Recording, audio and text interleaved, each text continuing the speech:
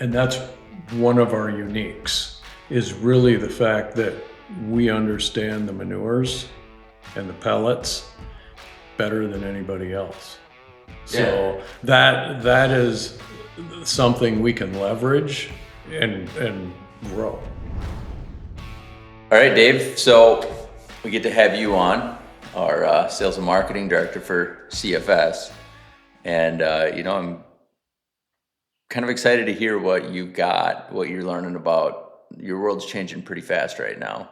Yeah, thanks for having me. Yes, our world is moving at a pretty crazy pace. There's a lot coming at us with all of these new offtakes in the making. They're not quite here yet, so it still leaves there's room for interpretation on a lot of things. Right. But no, we'll be ready. We'll be ready to handle it when it gets here. Over the past, what have I been here now? Closing in a year and a half. Yeah. We've made, I believe, great strides in improving our whole lead generation process. When I started, I found it pretty amazing. We tracked the number of poor leads that came in every week. We didn't track the number of good leads that came in. We tracked the number of poor leads that came in. And that's because there were so many. Yeah. I mean, we've completely restructured that. And now we've got processes that automatically eliminate the bad leads. Yeah. And send a nice message to people that, unfortunately, you're not in our service area. I want to get specific about that. So I know before we're selling bulk volumes of manure pellets. We get customers who want, 5 pounds or 50 pounds. And even at the time, 1-ton totes we weren't doing. Mm-hmm. What are you doing different today that's working, or how does that work? One of the things we've done, we've completely restructured ads. And in the ad itself, we say bulk sales only, or minimum order 25 ton, to set the expectation before somebody actually clicks on the ad and we're charged for that ad. Oh, yeah. We're trying to eliminate that. We've also, I've learned a lot about negative keywords. And, everyone focuses on what are the keywords you want. Well, what's more important is the keywords you don't want, because they cost money. And Google ads are super expensive now. So the more words you can cut out, and we've got hundreds. We've built this giant database of words we do not want. Oh, okay. So if even though it might say chicken manure pellets, if it includes anything that goes retail, because one of the issues with our market is retail keywords and farm, large operation keywords are exactly the same. Chicken manure pellets. Oh, so we need to, if it's a straight chicken manure pellet, for instance, that's going to make it through. But if it comes up, they're going to see that it is, bulk only and delivered to your field or pickup in 25-ton loads. Mm-hmm. So that cuts out anybody small. Got it. And and some of the other names, like, I'm making this up, Chickapoo. Yeah. If anything like that comes across, that's actually a brand name. Yeah. That's eliminated, because they're looking for a small bag. Okay. So essentially we're saving a lot of time not dealing with leads that aren't really our potential. We're saving time, and we're saving the dollars associated with generating those leads. Because if we can keep them from clicking, if we don't really want them, that saves us that, some of those clicks are like $3, $4, $5 that click. Holy Yes. Yes. That's where Sometimes I'm that's lazy where and I'm we've like, expanded into social media. Social yeah. media is cents per click. I have some social media ads running at 11 cents per click right now. Why do you think Google is like 10x the price? Because they could. Okay. Because they could. What do you see? Okay, so how about like ROI on that return? If you're going to spend $100 on Google and $100 on social media, I'll put more money towards social media. do we generate more Yes. More qualified more leads? qualified leads? Yes, far more actually.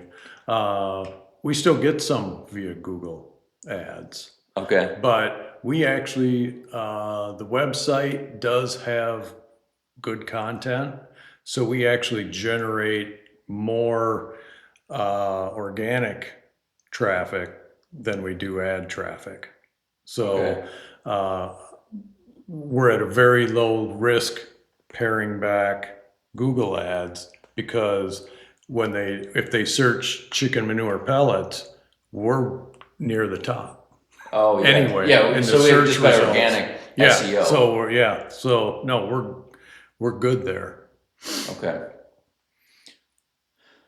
So how is this changing? I mean, with AI, with SEO was the king 4 years ago. Without a doubt, it was SEO optimization.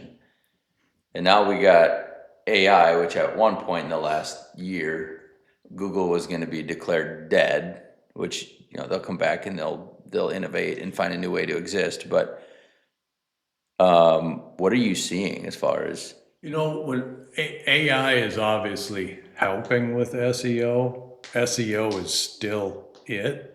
All Okay. the engines run on SEO. Even if you're shopping through Chat GPT, it's running on SEO. So Okay. everything is still there.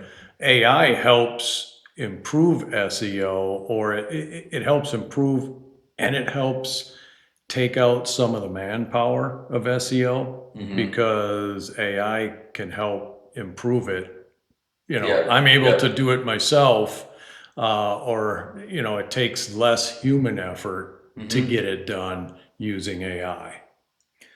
So I think when we talk about SEO, everybody's thinking about Google Mhm. SEO, right? You're not thinking about Yahoo or There's also, like, we're also listed on what's the Bing one? I think it's it's Bing. Bing, right? Yeah. Uh, we're listed, we're there as well, but when you look at where most of the traffic is coming from, most search traffic is still Google by far. It's like So 90%. is there a way you can look at and see like who's using what browsers? Because you got Yeah, no, DuckDuckGo, you got we get that in our reports, can pull up anytime. Where are they coming from? What are they you're using? saying what like geography they're coming or We location. can see pretty much everything. What does everything mean? I can see DuckDuckGo. I can see Google. I can see Yahoo. I can see whatever they're searching on. I can actually, if they, I can see where they're located if I really want to know that. Yeah. I can see what devices they're using. Sam's or like between Android. Android, Apple, as well as phone, laptop, desktop. We can Oh. see that. And as we continue to build the site, That'll help all of our tinfoil hat yeah, wearers. no, we've had to, we've had to modify some of our pages because they weren't showing right on Oh, mobile. yeah. And when I build out a page, we pull it up on mobile specifically just to Mm-hmm. see how it looks. Mm-hmm. Because sometimes if you use the renditions on the desktop that put it into mobile mode, it doesn't always look the same there either. Yeah, right. So Yep. we're just trying to make everything flow smoothly and make it basically a better experience for people visiting our website. How do you balance that with, I mean, do iPhones and Androids pull up the same? For the most part, yeah. Okay. Yeah, once you get it set correctly, it's gonna work on everything. Okay. We've just had some funky things over the years. One of the things, the website's been going, I don't know when you guys actually put it up and running, but 2013, it's had a 2014. lot of people in there building Lot of things different a lot of people. different ways. Yep. And we've made it through a big chunk of cleaning that up, uh, and making sure, there's things. I work with Glenn Pratt of Marketing for Gold. Yep. Plug. Shout out. He's been real good. He spots things I don't spot. Yeah. There'll be something just twitchy in the navigation.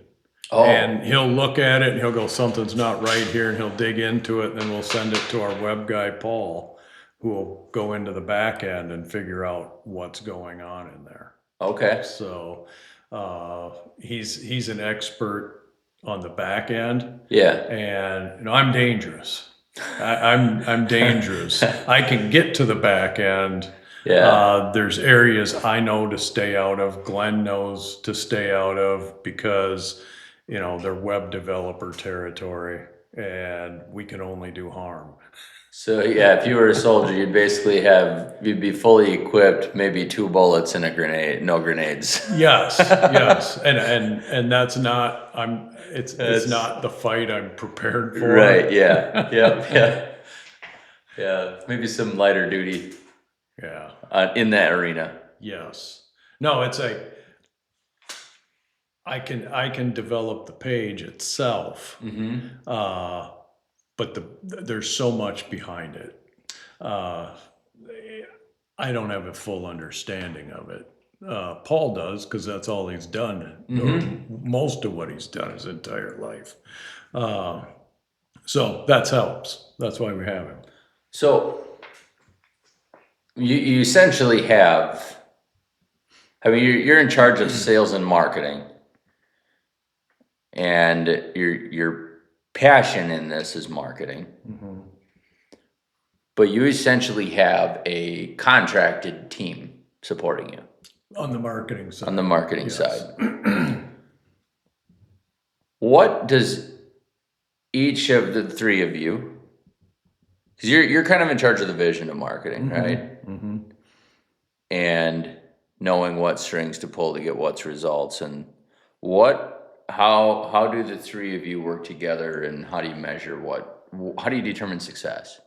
Well, Glenn works the closest with me, right? Okay. He's helping us build a repeatable system so that everything is plug and play and moving on. And a part of that is reporting. And we're in the process of putting Q1 and 2 reports together right now to give to the management team and go through them, so you can see exactly what we've been doing and where it's going.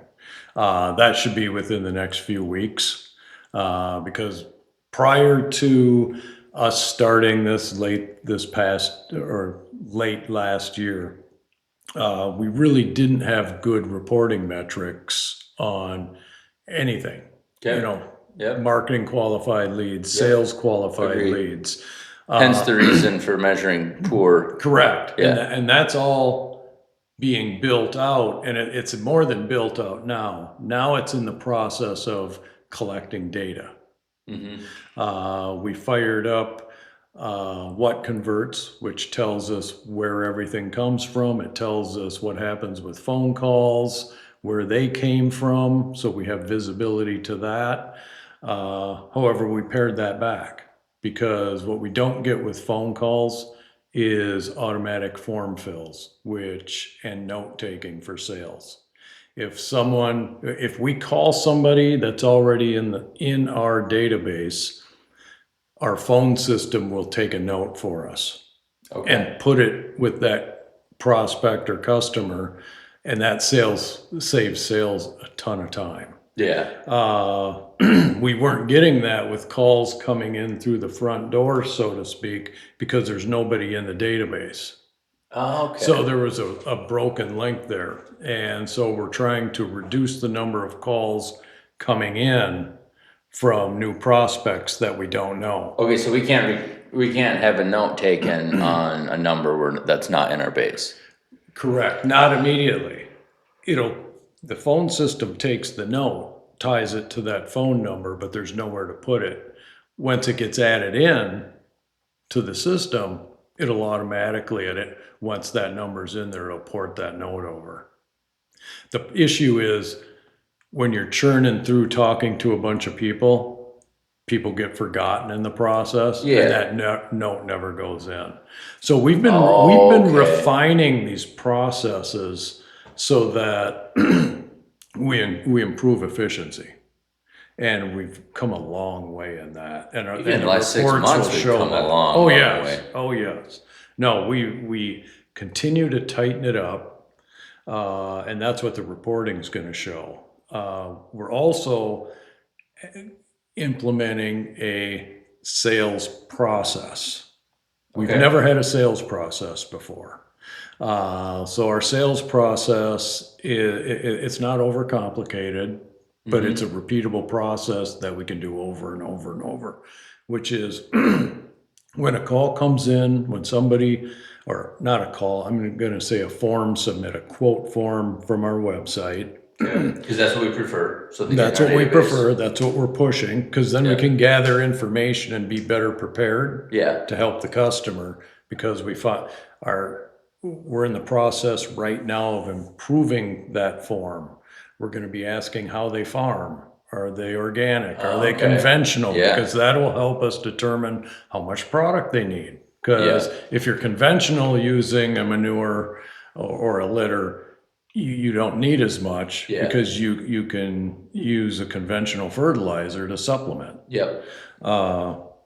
We're asking, farm size. We're asking what they grew previously and what they're planned to grow now, so that we can, get an idea before we talk to them how we can help them.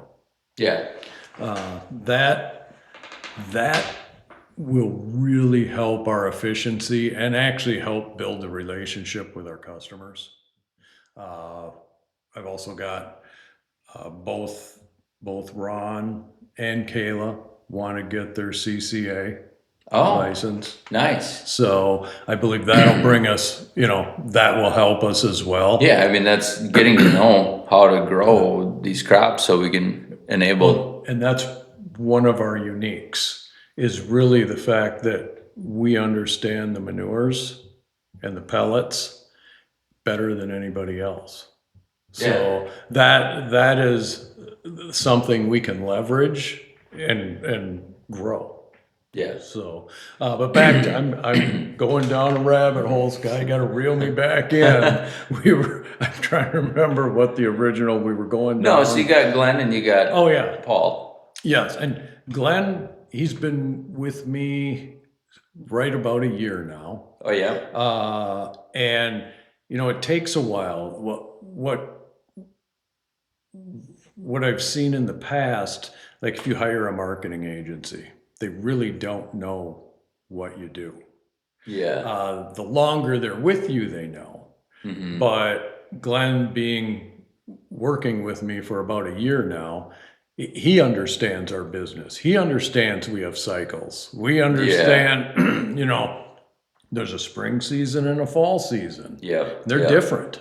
And, Oh, yeah. And how that plays out. So he gets it. He's still learning too. I'm learning too. We're all learning. We always should be. So he's right there pushing the development of these processes, so that as we scale, the process is there. The process is built. We just add locations into ad campaigns, or it's all there ready to go. Paul is more distant. He's a resource we use more on a limited basis. Okay. Because we really don't need that much web development. Yeah. We had him create some web page templates to help us build web page in a nice, clean manner. And, then he steps away from that, or he's coming in to customize our quote forms. which the quote form basically is on the website. We're connected to what converts. It connects to our CRM system. Which is Pipedrive. Pipedrive connects to our email system, which is ConvertKit. Everything's via Zapier. So Okay. he's writing all the zaps. He's getting that all connected so that it works. That's his value that he brings. Yep. But it's not an every month type thing. Yeah, It goes as needed. as needed. Yeah, there's a lot to consider because when I look at our website today versus what it was when you started, Doesn't look that different. but I know what Maybe was to there you it does. because it's simple. It's simplified for sure. So we have a goal to get people to fill out forms so we can get their information zapped into Pipedrive. Zapped into Pipedrive. Then that gives us the ability. The first thing sales does is they verify that they're marketing qualified. Are they within an area that can receive a product or a service?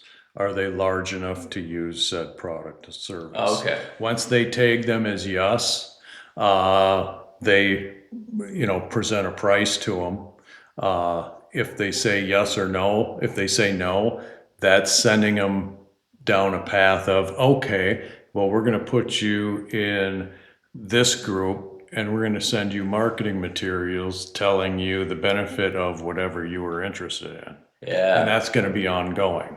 yeah, If they have to think about it, let's say they have, they're not sure what they want to do, then they go into follow-up calls and emails. And we'll do 2 follow-up calls, 2 follow-up emails to find out, Okay. if they want Yep. to. If we get a hard no, we'll put them into the group that they're not ready yet. They just need more education, and they're the getting timing the might not be information right. and emails. Yes. So that process is all in the process of being built out. And then, we built our pipeline stages. Have we sent out a purchase agreement yet? Have we let them know? Have they sent it back? What about their ST3 form? That is all being built into the process, which will make things more efficient in the future. And I know company-wide, we're looking at a new tech stack. How can we improve efficiency between systems and with new systems? Yeah. So that will play a large factor in probably the upcoming 6 to 12 months in a big way. Okay. How do you? I mean, so we kind of talked about the stoplight, right? Green light, they're ready to go. Yellow, they're in the follow up camp, right? Emails, calls. Red light, you have a couple different reasons, maybe, or just one, or how do In you? general, we've got a bunch of reasons, drop down reasons. Sometimes a partner says no. Oh, okay. In general, mostly it comes down to price. And price isn't that simple because price also in some form or another includes trucking or transport.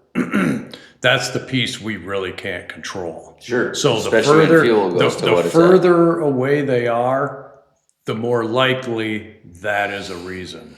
Okay. If they're within a fairly close proximity, then it usually isn't the reason. Okay. So they go into Pipedrive. How did you decide what to send them for education, or like how do you? Well, it depends which product. When we get these leads in, each lead is tagged with whatever product interest they have.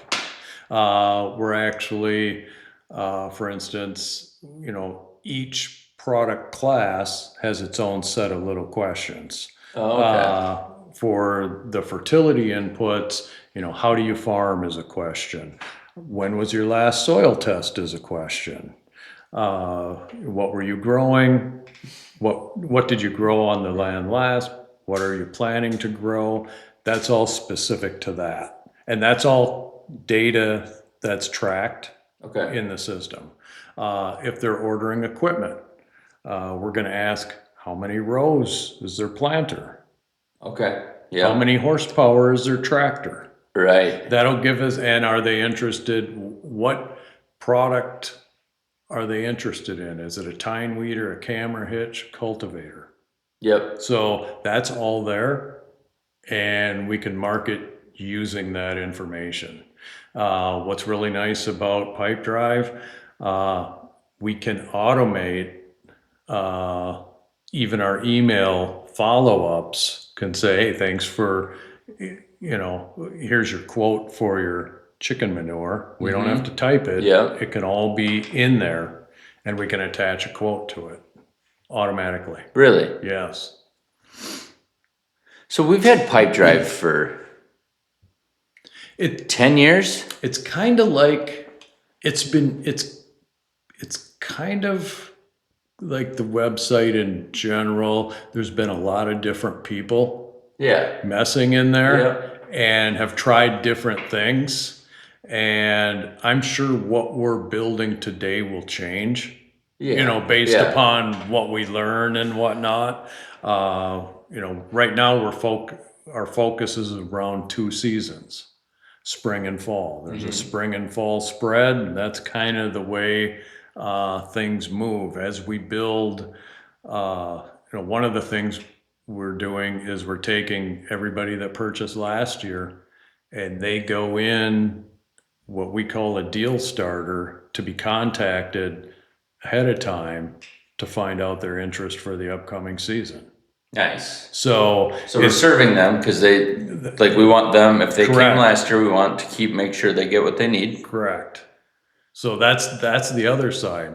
We've got 2 pipelines. We've got our lead pipeline from leads coming in from the website, and then we have our past customer pipeline from Okay. from our buying customer list. So we manage them both slightly differently. Yeah. Still the same general process going through. So one of the things that I really think is important is relationships, right? And developing and maintaining strong relationships, quality. How do you think we do that? How do you do that marketing to know we're building a relationship with somebody, but then also maintaining it through sales? There's different levers we can pull, depending upon their distance. Because we've got customers in Canada, multiple customers in Canada. We can't just hop in the vehicle and run over there. It's a 12-hour drive. So it's being in contact with them enough so that we become more than just a transaction. Yes. And that's something we need to move. We've been highly transaction focused for quite a while. Yes, we've got some very good customers. We've got good relationships, but we've also got a lot of customers that have just been a transaction, and we've been a transaction to them. That's one of the reasons why you'll see on the website we're moving, without screaming it, we're moving more agronomy focused. That's why we ask questions on the quote forms. We're showing that, there's going to be more than just a price quote here. Yeah. We need to understand what you're looking for and what you're trying to do to provide a good quote. Eventually, we were just talking about this morning. Brian had mentioned he thinks, and I've heard this from Al too, eventually the states will require soil test results before a farm can buy, so that they justify why they're putting it on. Because there's still too many people that go, oh, I'll just throw 5 ton on. We've been doing it for 30 years. What could go wrong?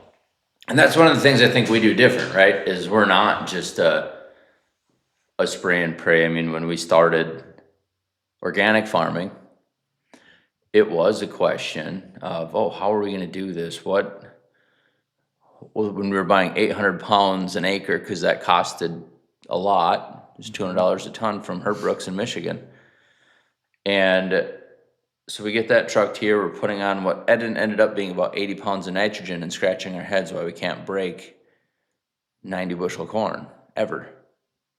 Come up, look strong, and then just fizzle out. And we didn't know. I mean, when Mark and I started CFS, I didn't know what NPK stood for, the macros, right? It's like, oh, nitrogen, and well, there's two P's, so one of those is phosphorus, one of them's potassium. That's always confusing. Yep. But you got to figure it out now. But it went from understanding macronutrients to really understanding, like, how does manure work, right? Because now that we have control and we can put a full rate on, we talk to guys and they'd be like, oh yeah, just put 310 an acre on. Oh, okay, good. Well, then we had 140 bushel corn, and it was like, oh, this is working. Well, how do we get 170 bushel corn? And then, start talking to agronomists, and they're like, well, did you realize that, chicken litters is 70, 80, 90 for availability. Nitrogen is only 70% available the first year. And then we found out that if it's really wet manure, it's maybe 50% by the time it gets applied. If you're above 60%, 70% moisture, right? And it doesn't stack up anyways. It's like pancake batter, but so yeah, I mean, kind of nerding out about manure, really helping people understand, because like, we didn't have a choice for other supplements. Yep. And now that's starting to, like, to tie into what you were saying. People are over applying, but they don't know what they don't know, right? Like, if your Correct. phosphorus and potassium Correct. get too high, you suddenly won't be able to start accessing it. Even with chicken manure, one of the things I was and am still concerned about is, with chicken layer manure, there's a ton of calcium. We've now been putting it on the ground around the shop, well, since we started, right, in 2012. So almost 15 years. And the pH has climbed significantly since. And so then you wonder, like, well, at what point, we as people who make recommendations need to be mindful of that as well. But we also, to go back to that soil testing, how do we, like, there's already people that are way over their head doing that, right? Like, and they're like beyond the line, but they don't know it, and they feel like it's more. Like, oh, well, geez, I put on 5 tons last year, I didn't get the result. Let's put on 7 tons. Yep. How do we educate against that? What would you do for that? I think that's stressing the importance of soil testing. Okay. And actually using an agronomist if you don't have that background yourself. Mm-hmm. Or move them in education towards that. That's where I believe we can really add some value, is helping them determine what would be best. Mm-hmm. And that's something, we've done on a small scale. I think we can do it on a much larger scale. Okay. Yeah. I just think about these dairies or hog farms that have been putting manure on the same ground for 30 years because it's liquid. It only goes 2 miles. With our new products coming down the pipe, we won't have to worry about that, Scott. Yeah, no, you're right about that. That will help some of that. Yeah. That will also, if some of the products that I've seen, I have some in my office. Yeah. Some of the dried material, if that can be put into some kind of prill or pelleted with something, that greatly that provides opportunities. Let's say there's a big rain event and a lot is washed out, that could then be applied to save a crop. I mean, there's a lot of things coming down the pipe that are going to be so much more than just what was available in the past. for organic growers. Well, for all Yeah, growers, for but it's all. really for organic For the is price where it'll point. have the biggest impact. And that's all new stories. That's a whole new level. Okay, so what do you feel like leads to success? Like when you're trying to reach out to a customer or we're engaging with, and the word in my mind is trust, but how when you're trying, and because really what marketing is trying to like, how do you project what you have to say in 10 seconds or less, right? Basically, we need to identify people that could potentially use our product. It's the funnel. It's first we have to build awareness. Then we have to provide some education so that they know who we are, what we are, and have them actually want to know some of this. There's a lot. There are a lot of people that want to improve soil health. Al had me go out to it was a farm demo.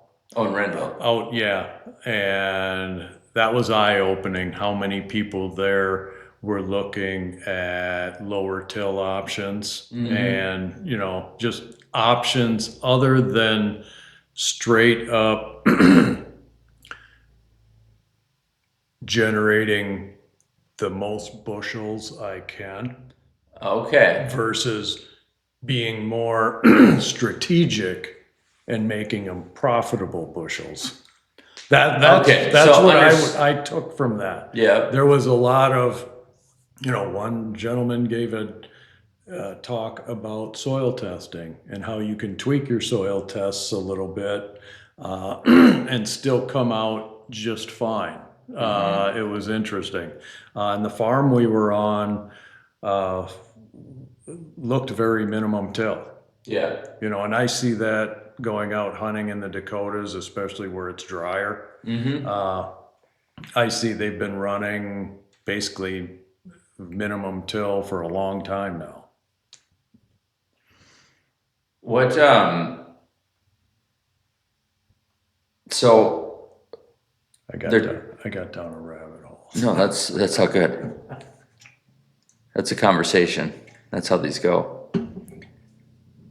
All right, so you're seeing a lot of minimum till, but conventional farms want to grow soil better. So the point that I got interest or that I wanted to come back to was I think the word is diminishing return, right? So like if Yeah. you can grow 180 bushels or 160, because that's kind of low by today's standards.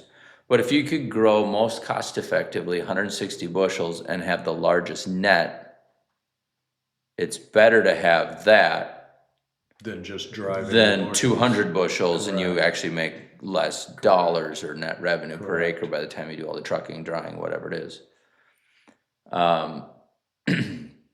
So that was the focus of this. That was the general. Well, it was soil health in general. What was, but the most of the speakers focused on ROI. Okay. Um, so let's back up to the marketing portraying yourself to customers. How, I mean, because really you have honestly like what, 3 seconds for somebody's attention to be like interested or not interested, right? You need to create ads that are engaging, Even a and, website. and being what they're looking for. But if here's the key with the website. If they find your website, they're in a search. They're already searching, so their mindset is I'm looking for this, or I'm Okay, so looking you have for a longer attention something adjacent. Whereas if I'm on Instagram or whatever scrolling through, you literally do have like half a second to catch their attention. And part of that is focusing on the right people. It might be a very specific age group, gender. So you can target all that. Oh yes, all that's targetable. We're specific in who we target. because that lowers cost. Yep. You know, that we want to be as cost effective with our ads as we can. That's number one. And the more engaging you can make it quickly, you know, videos are king. People love a video over anything else, but sometimes a simple picture will work just as well too. So when you build these videos, are you trying to like think about who your target is on that specific video and make something appealing to them, or just make something that's like authentically us and let them decide? I think it's even more than that. I mean, you're trying to solve their problem visually. If you can Got solve their it. problem visually, because that's- everybody, they're not buying a product, they're solving a problem. So Perfect. how are you solving the problem? And you lead them down how this will solve their problem. Yeah. Yeah, I mean, think about that. Like, you go find a dang recipe these days, right? And they want to give you a 6-hour story, but really what I'm looking for is the recipe. That's why there's a jump to Yeah, recipe button. just give me the answers, Yeah. you know, and you know, the quicker you can do that, the better it's going to be. Now, there are a lot of different buyers. Some need to have the data. Some need to have like a testimonial process because they want to hear from others that it's a success. Other Yeah. people, you know, show me more data, more data, more data. You know, Yeah. that, and then they'll be good. So Yep. you have to have separate processes set up. So you have to for be all. ready for who might come through the Yep. door. Yep. And that's more the function of the website, because we take them from social media, push them to the website so they can learn more about it. So it's kind of like getting them into the drive-through. Yes. No, that's actually very close to it. You know, hey, there's a sign, I'm hungry for Arby's. Yep. Okay. Yep. You know, or okay, Taco Bell. It's always Taco Bell. There we go. A Taco Bell, okay. Then you get up and you look at your menu. Yep. You know. I'll have a number one. They're going to need a number one. They're going to need a number two. Exactly. And it's basically the same process. Interesting. No, it's fun. These new products are going to really be fun because they're new. Well, Anything okay. new is always fun. So this is going to be, I'm good with letting people know we got some big things up and coming. I'm not going to quite let the cat out of the bag yet because it's been a teaser and we'll keep it that way. And it's not done till it's done, right? Correct. Until until- it's actually hitting the field. Yeah. You know, through a spreader or whatever, Right. Or on a rail. on a rail. But okay, so in pivot. full transparency for our listeners, we thought we were going to be going over a year ago with this first round of things. Yep. And it's still not even going. And it's still some of the same problems. So that's some of the Yes, hesitancy to... It's moved along, but it's still not there yet. Right. We're still growing. which Yeah, is we very are good, internally very with our good. base business. And I think it has given us time to help get ready for what's going to come. Oh, for sure. With Yeah, I'm glad. building out systems, processes. It's much better. Or a sales team. Yes, being delayed a hair. Yeah. There are still going to be tons of unforeseen obstacles, but that's life, and Yeah. that's business. Yep. You know, that's what business is. You know, you're solving problems for your customers and for yourselves. Yep. You know, we acknowledge we make our own problems sometimes. So Yeah, but that's part of being a problem solver is you get good job security. Because I'm really interested in hearing your strategies on how we developed selling in new areas, And I say that because I realize like somebody can hear our plan and not. And when you say selling in new areas, we're not really so much selling in the selling is kind of the same. It's really our lead generation through the marketing process that has really changed. And Okay. that's where we've developed that's where we've developed more. The actual sales process and where that really hasn't changed, at least Okay. yet. At least Okay. yet with these new products, that Well, will that will, because that's a change. whole different market. But okay, so I'm thinking about when we got the phone call and we had how many thousand tons of AI compost, and we had to figure out how to sell it. Some of that was sales, like Yep. just grinding, Yep. but there was some marketing efforts involved. Correct. That was specific. I think in the past, well, yes, in the past year, we've really scaled up our targeted marketing campaigns via social media. That's really been the game changer there. As we continue to scale, we'll continue to do that. There's other opportunities too. There's publications when we start hitting the East Coast. It's a whole, nobody knows us out there. Right. But it shouldn't be any different than what we're doing here for the most How part. do you see this when you go from, right now we're B2C, right? So the farmers are end user and we're working directly with them. Then we're going to be B2B for some of this. It's not really that different. It's just a different target.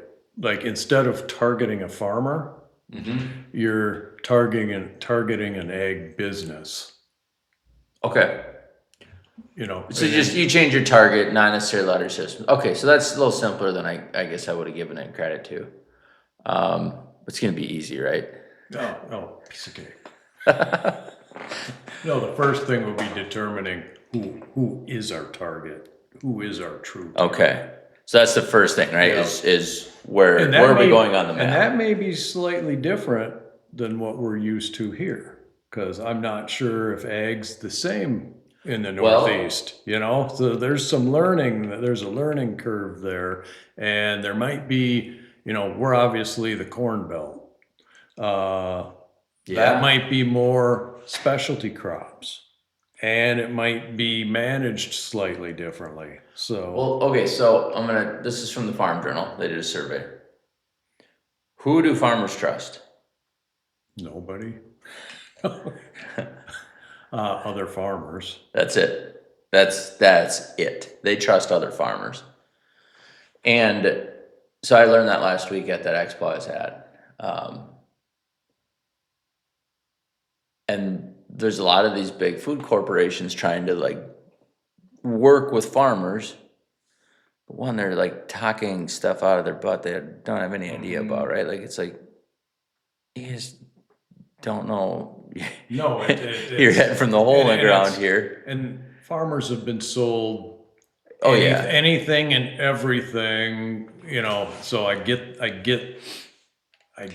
the reason why they mostly trust other farmers. That's why I was tying in with trust on the front end. And, farmers are, they're some of the hardest working people. Honestly, they don't have the time that it takes to thoroughly vet somebody. They have to go on trust, and then you get burned. And then pretty soon all you can do is lean on the neighbors who did try something successfully. Right? So how do we have conversations with farmers, and how do we build and maintain that trust? What are we doing specifically for that? We're unique because we were started by farmers and we're still actively farming as owners. I think, some of the important things are using testimonials. That's a start. B, making sure everything's certified the way it needs to be. Example, Omri listing, or if it's in California, I can't remember what their listing is, but it's a different listing. It's making sure, because that provides credibility. Yeah. And it's then your messaging is going to be more around building credibility Yep. than probably the other factors in their buying decision. Okay. Some of it's, we've been doing this since 2012. We're not a startup. Okay. That See, that's interesting we've because moved over 1 million tons. So I always have had the stigma where it's like, just because you've been doing it a long time doesn't mean that you're the best, right? That you're, and like that's a personal one of mine. That doesn't make it I right. get it, but anybody who knows running a business, if we pulled up the stats on how many businesses are still around after 3 years, 5 years, 10 years, you see it's like 5% after like 10%, after 10 Oh, really? years. It's very low. If you look at new business startups, I've never looked at these stats. Most fail. No, that's why when I was with If when my we phone wasn't started, recording this video, I'd look it up right now. when we started in business, years ago for the medical supply company, it's like just to make it 3 years was a big win. And it took us 3 years to get to profitable. And we weren't like a Tesla where we had tons of piles of cash we were sitting on. Yeah. It was all bootstrapped. So if you make it 5 or 10 years, no, the percentage of businesses that fail is really high, really high. It's 20% fail the first year, 50% fail by 5 years, and 65% fail by 10 years. Is that like all businesses, or That's all. That's what if you focus on? I'm just curious. How can you ask if it's like entrepreneurial based, or because I feel like capital raising businesses are probably in that thing as well, right?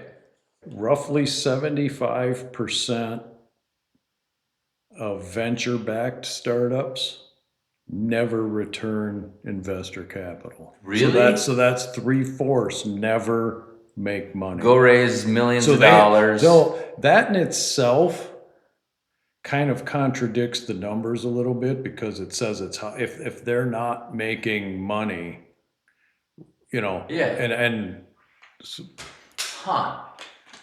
no, that's why it's a huge deal to start a business and actually have success. I don't think people take it, like they don't understand how much is there. So I was a little high on my numbers, but it's still a high. I mean, 10 years is something to be proud of.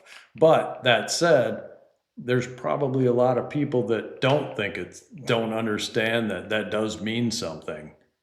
Yeah, from our customer base, so it's so hard to know, right? Because like everybody's in their own world, and everybody has their own perception of the world based on whatever their experiences and their personality is, right? And I would say I was very unaware of myself and my tendencies, and as I'm growing more aware, I don't think I understood like the level of my perseverance to just Keep going. keep going and make shit happen. Find a new way. Yeah. I mean, that's...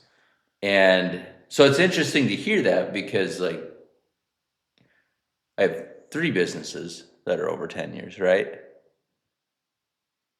And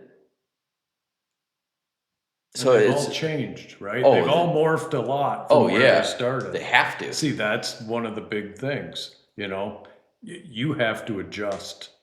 Yeah. It's not just, it's going to be exactly this way.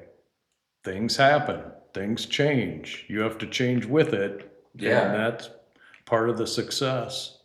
Okay, so leaning back or into the trust, then like there is an element of trust, just that we've been here that long. And we have a lot of customers that know they can count on us. Oh, that I agree with 100%. I mean, if I look at CFS and I say CFS over the last year, or let's say 3 years ago to today, completely different company. In fact, yesterday we had our 1,000,000-ton celebration party, right? And that was really, really interesting to see how many people were the same in the room, because there was Oh, I'm sure it was a lot different.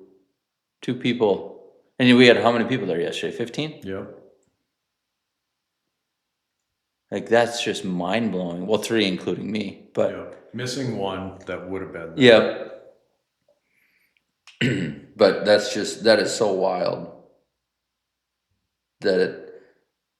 but it goes to what you're saying with marketing, right? Like, you know what you want, and we picked a direction, and naturally when you choose that direction, some stuff falls off the plate. And whether that's opportunity or there's people who aren't the fit. Correct. And there'll be more. Yeah. There'll be more. We're gonna find we still probably have distractions. Well, let's talk about that for a second, right? Because I'm starting to notice, and I think that some of this has to do with you and the changes that we've made, right? You're kind of setting the drumbeat for everybody to hear who we are, how we present ourselves. You're setting the table for everybody to come look at us. But I'm starting to get emails, like, I've gotten a couple of people like, oh, we're a private equity company. And I'm sure it's just a light, like, oh, maybe these guys just want to sell out, right? It's nothing serious at this point. But I wasn't getting those 2 years ago. And so it's really interesting how It is interesting because I'm getting them. I'm sure others are getting them. Yeah. Like as you're seen more, you show up on more things, and there's more people, whether they're legit or scammers. Yeah. Because we still get, every month we're nominated for best natural fertility company. By that one It's magazine. literally whatever it every is. month Yeah. someone new reaches out. Yeah. Like, Oh yeah, it'll just be 25,000. it's a pay to play. So the one thing that we wanted to talk about a little bit was culture and keeping it fun. And I think just when I imagine a sales force, like, those guys are just a ball of fun, right? And gal, Kayla. What do you love about our culture, and how are we building it for the team you lead? What's really nice, Arlen said this to me the other day. He goes, I think you have a team now. Because it's working together. People that want the same things. Everybody, That right there, that want the same things. There's no backstabbing corporate, I'm going to crawl over you to get to here. Now it's nice because we're small enough to where that, as you get bigger, things like that start to creep in. Well, you get more people involved. Yeah. But it's like, no, it's everybody wants the same thing. Everybody wants success. Everybody's open to helping each other and having some fun along the way. Yeah. It's the whole thing with Ryan and the roses. It's like that. I mean, he still doesn't know who did it, but. All right. Well, I'll let the audience put the answer together, but it was when you're gonna, like, say bye and you have two different things to say and you say the wrong things. Well, it was gonna be nice doing business with you. And it was a pleasure meeting you. It was a pleasure meeting you, and it was somewhere in between to the point where he couldn't even finish his sentence and he hung up the phone. And so, yeah, somehow he got roses from the customer. We don't know how that happened, but They must like each other. yeah. Now, it's just being able to have fun because it is stressful.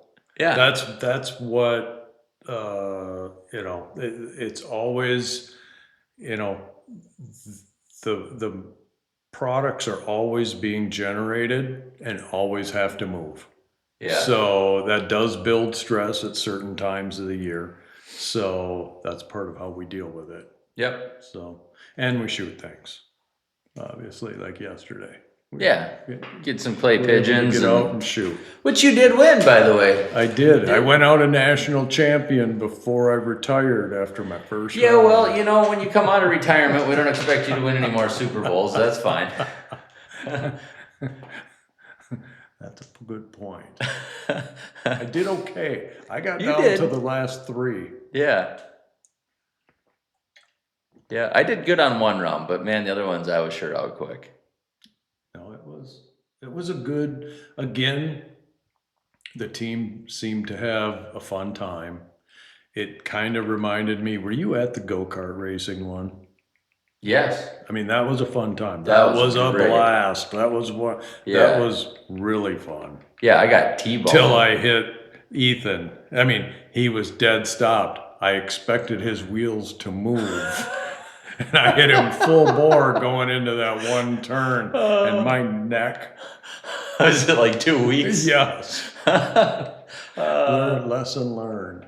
That was a fun one. I don't know. Just that is one thing I definitely struggle with is like I always see the things to do. And having that group of people, like you are the sum of the 5 people you hang out with, right? Mm-hmm. And we've got a really good balance of keeping it fun. And you know what? Today, this is what we're going to do. The work will always be there. Yep. Let's take a moment to just celebrate, be together. And yeah, I read about those, and we've done a lot of books by like Pat Lencioni, 5 Dysfunctions of a Yep. Team, and like really learning a lot of team health stuff. And I didn't quite understand like, well, how do you get a team that just loves to be together when there's all this stuff to do? And it's a choice. All right, so I wrote that vivid vision, right? And I know you've seen that before. Mm-hmm. But I'm kind of curious. You probably haven't seen that before here, right? No, I saw it because we looked No, at I'm saying like before working at CFS. Oh, no, yeah, no. So that was like one of those things I read, and I was like, well, I got nothing to lose.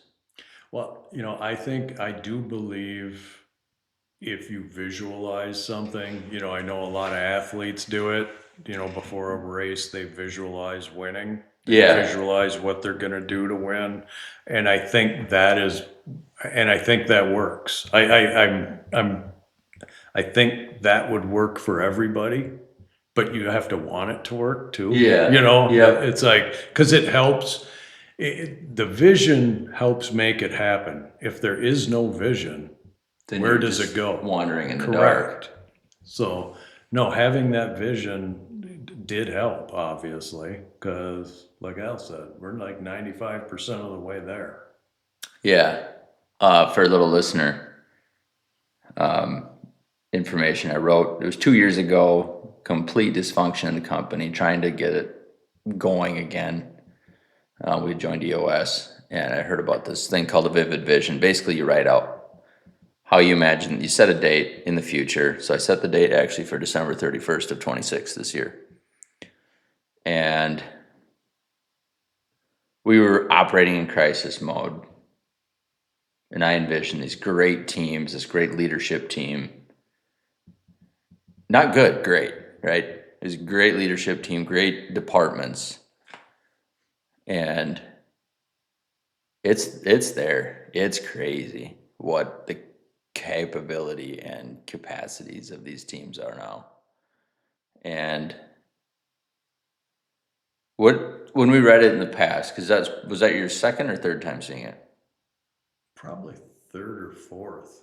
Okay. What did you think of Because I think we cover it in each EOS. Yeah, we haven't been. Or is it just the yearly EOS?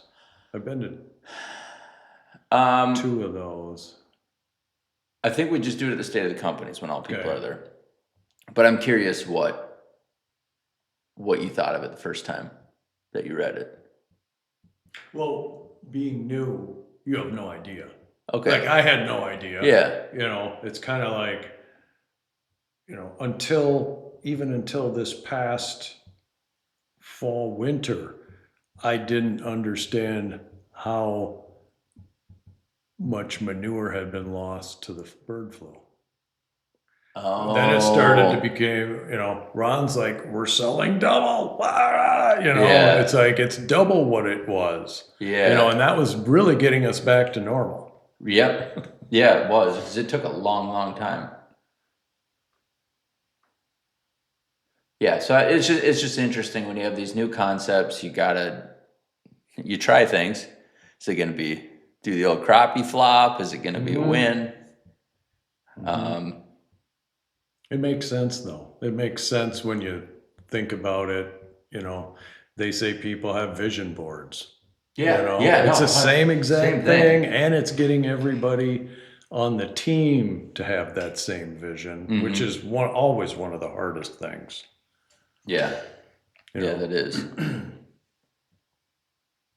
I'm gonna have to write another one here pretty soon. it's going to change a lot. It is gonna change a lot. That's gonna be really interesting.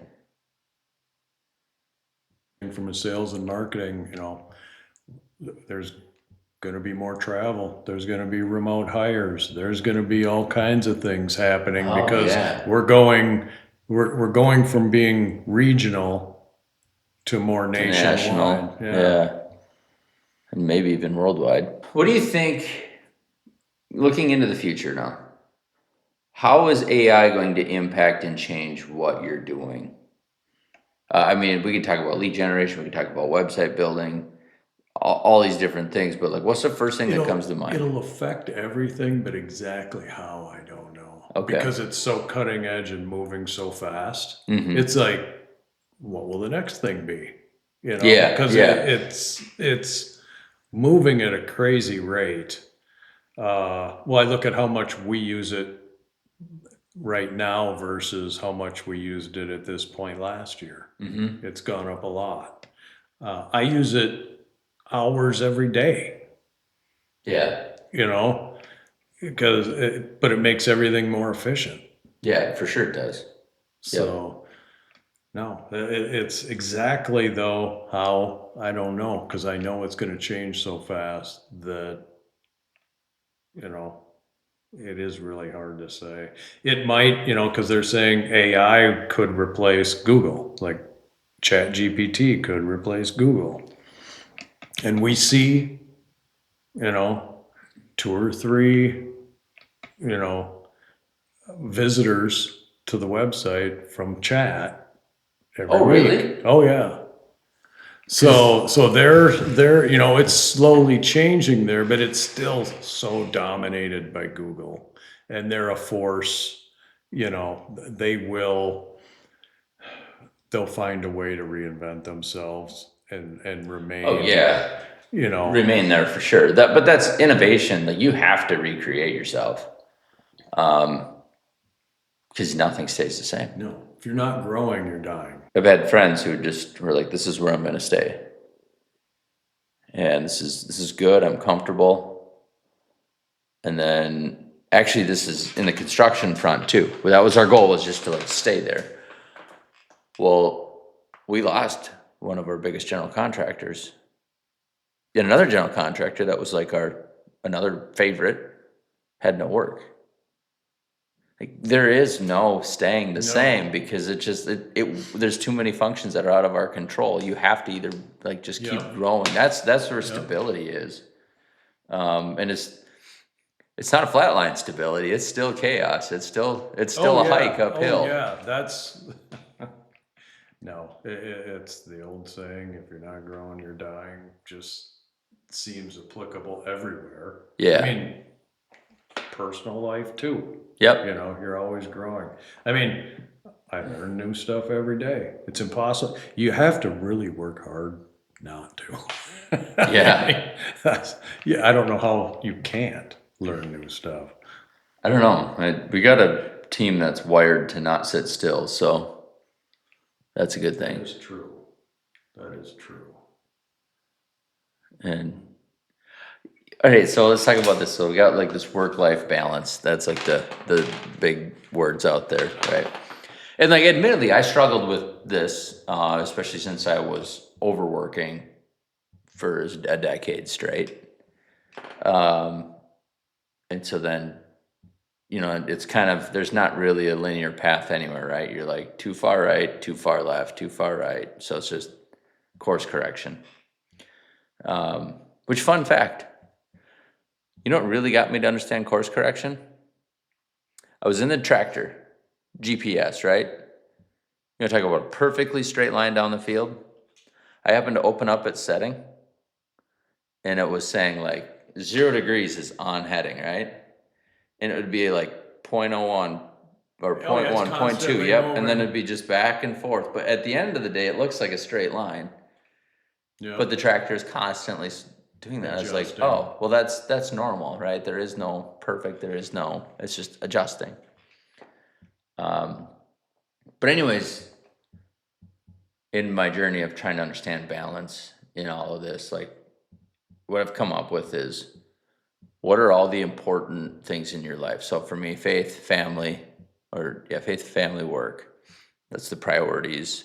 Then there's physical health and then all that. Mm-hmm. And what are the important relationships? And am I giving enough attention for those to thrive? Mm-hmm.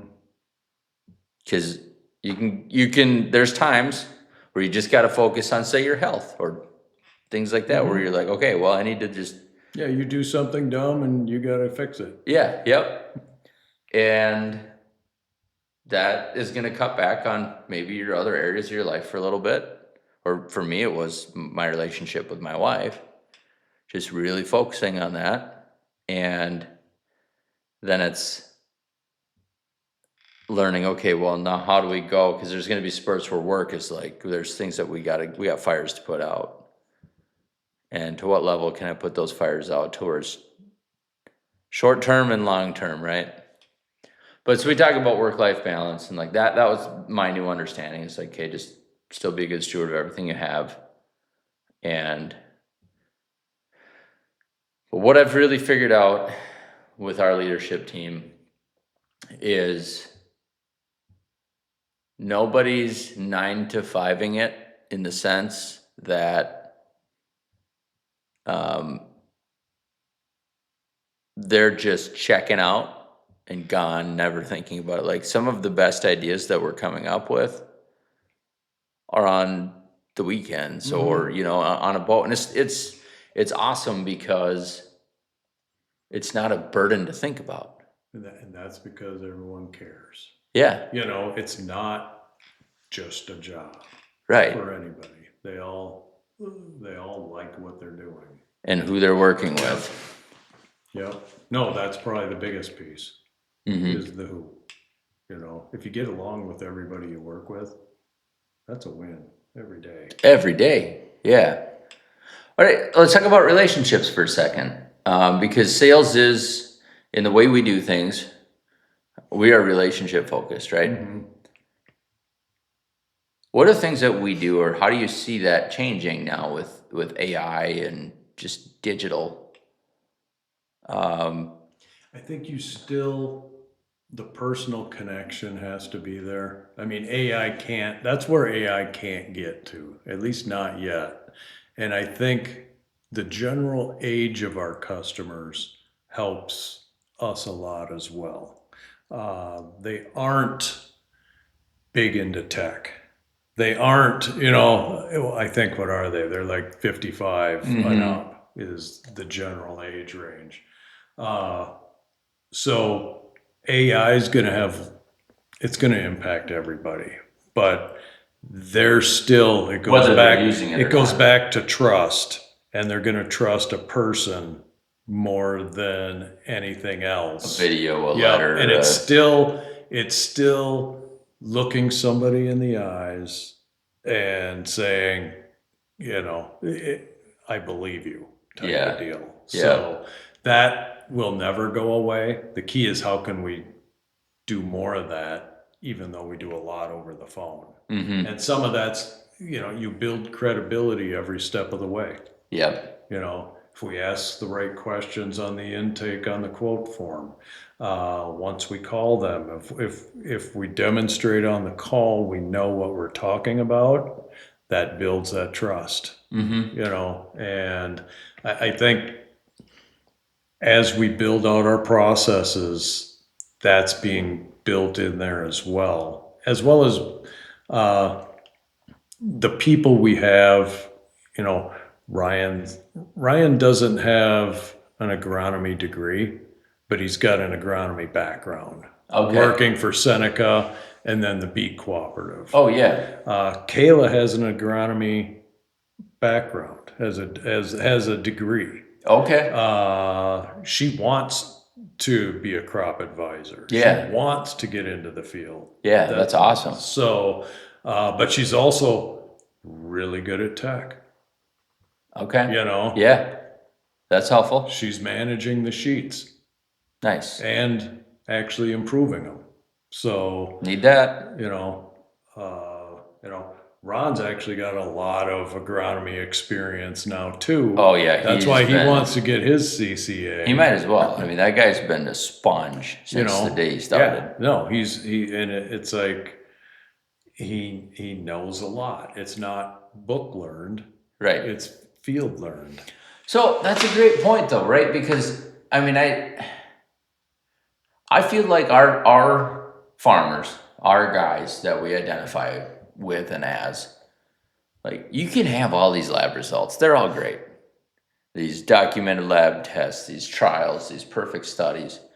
But you can be a farmer. You don't need to read that to figure out what's working and what isn't. And maybe you don't see understand it. why. You see it, right? yeah.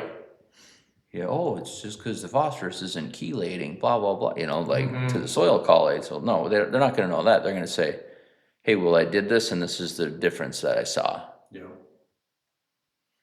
And- And I think a lot of people are open to researching. See, that's where AI will really help farmers now that I think about it. Oh, They yeah. can do a lot of research using AI to help slim down or weigh options and narrow it down. It'd be a lot nicer if AI was better than it is. I mean, it still makes so many mistakes Yeah. that, but I know it's getting better all the time because I'm seeing it. But I still get frustrated with it. Where Isn't that funny how, it really hasn't been here that long, and it's helping us tremendously, but yet we're like, still not good enough. then you read, okay, when you're working with AI, if it doesn't do what you want, you got to be kind of mean to it. It responds best that way, and it seems so ridiculous. Yeah. Yeah. Saying, you're a piece of crap. I'm going to ship you to China, a Chinese junkyard, if you don't do this right. Well, I used to threaten it, so ChatGPT used to hate Grok. There was no question. I was asking it to rate the other AIs, and it didn't even put Grok on there. Just stuff like that. And because Sam Altman and Elon Musk, had their little social media catfight. And so for a while, when I was using chat, I would threaten that if it is going to keep hallucinating or not giving me what I want, because it would get stuck in it would just ask questions instead of generating something, right? And I think they're better at that now. Okay. But it would be okay, just one more question before I generate this for you. Do you want blah blah blah? Yes. All right. And so there's these 4 things, and it's just make the image. So finally I was like, do I need to ask Grok? Oh no, I'll generate it now. No, and unfortunately there's bias built into all of this. Well, they're like people. They really are, because people hallucinate too. They on what they believe is true because of some connections that they made. They believe things are true. And so, like I'll use Arlen as an example, right? Like if Arlen's our user, like he's a fact finder of 10, right? He's like, I don't know, I don't buy that. You better give me some more information. That's the same thing as us, like challenging Yeah. AI on a hallucination. You're like, dang it, now I gotta go dig in and find out. Right? It'd be nice if we could have agronomy robots go out and help people service equipment. Oh man. That was one thing that blew me away was, again, perception, right? Like if something's wrong on our farm, we'll just go till we figure it out. We will call phones, we'll do whatever research, we will figure it out. And when we sell some of this equipment, we had guys who had hoses in backwards. No, it's always it's like dumb things, and it's like how can we improve this so no one has to get in a vehicle and drive 600 miles to Yeah, find out to a switch hose hoses. is switched, or why did you weld that on instead of making it bolt on so you can move it? Yeah. I mean, Yep. it's and yeah, no, I know there's room for improvement in that whole piece of the business. So we'll have to look at what we can do there. I know there's things just on the order processing side, like making people know, well, if it's going to take a personal visit to set it up, there's a fee associated. We've never done that before, but there should be. Yeah, there's an accountability factor to that, right? It's really easy to pick up the phone and call, and especially if it's free to have somebody come, there's no penalty. Correct. Well, Versus, yeah, just come on out. I paid you a bunch for that versus like trying to. correct. And what people don't understand is, yeah, equipment's expensive, but we're not getting rich off it either. No, There's a no. lot of costs. The margins are actually really low. Uh, so it's like, and all that can be eaten up. That's one of the things I'd love to do some research on, is to see how much we spend on support after, and it's never been tracked. Well, and one of our core values is customer service, right? So we strongly believe in supporting. But I think the area that we struggled in was like we had customer first for a while, but then like we would bend so far over backwards, we'd about break our own team to support a customer, and then we'd hit burnout, right? So I think you're asking the right question, and like It's kind of like, I think it goes back to setting the right expectations. yeah, Oh, we don't have a problem setting it up, but it's going to have a fee of this. yeah, Simple. You put it right out there. That's- We can come make sure it's working. They're, you know, and everybody's different. Some people are really mechanically inclined and can figure it out. or at this point, electrical. Yes. Yeah. Well, even that, Ron said, like the Hotzenbickler stuff, really you're connecting cables to a head unit, for the electrical, Yeah. for the most part. Yeah, And you have to have power, yeah, I'm sure. But other than that, it should be pretty simple. And I'm a do-it-yourself guy, so I understand how to yep, and I think most farmers are, because you have to figure it out. yeah. But I don't know. I guess it's technology. We're up against newer technology and older adults. That's as you get older, technology becomes less important. What are you guys seeing on the sales? Are we seeing younger people on farms? Are we seeing a next generation step into? I don't think yet. Everything I've seen on the AgriTalk shows and whatnot, we're just getting to the beginning of the biggest land transfer in history. Okay. Are there people there? The other thing is, how many farmers really retire? No, they don't, but it's more, I'm just curious, like as far as people taking over the decision making of operations, right? Because you can still own the land, but not be the man running it. Yeah. And so it kind of tying it into this technology piece of age and technology. And without a doubt, our technology is rapidly advancing. Yeah. And I think the age is still, 55 and up. Yeah. Yes, there's younger now. It depends where you go. Like, I believe that soil health, I saw a lot of couples, wives, so they were younger in general. Okay. But I think that's who would go to something like that. Sure. I think the Yeah. younger people are more into soil health. I think they will become better customers as the transition happens. As you get older, you get a little jaded anyways, right? By your life's experiences. No, I'm not jaded at all. Not you, Dave, but just farmers. No, you've done. I'm definitely. You've been there, done that. Yep. I've tried. Humates 5 times. Blah blah blah. Yeah. Didn't see anything. Right. Done. Yep. Exactly. Yep. When it was something else. Right. Right. When it was a different reasoning that they didn't work, or yeah. So, that will. It'll wash out eventually. There will be, I mean, it has to transition. Yeah. Yeah.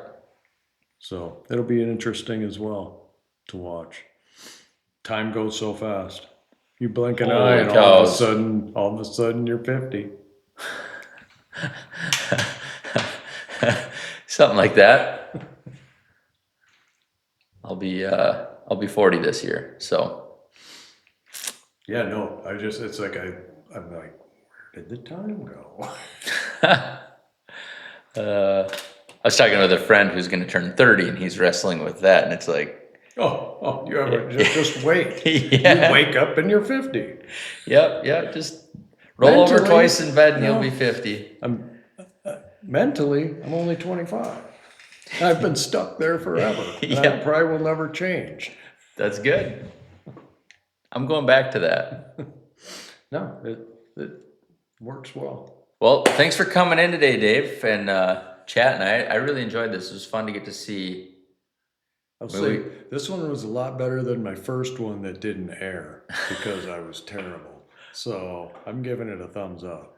Well, no, it's fun to see where your thought and structure and how you're doing this, and even hopefully somebody listens to this and is like, oh, that I can use that to make mine. I'm gonna listen to myself. I never heard me before.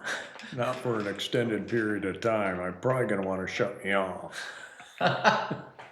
Well, good. I'm glad. Well, thanks for coming in. Anything else you want to say before? No, it was a pleasure. It's a wrap.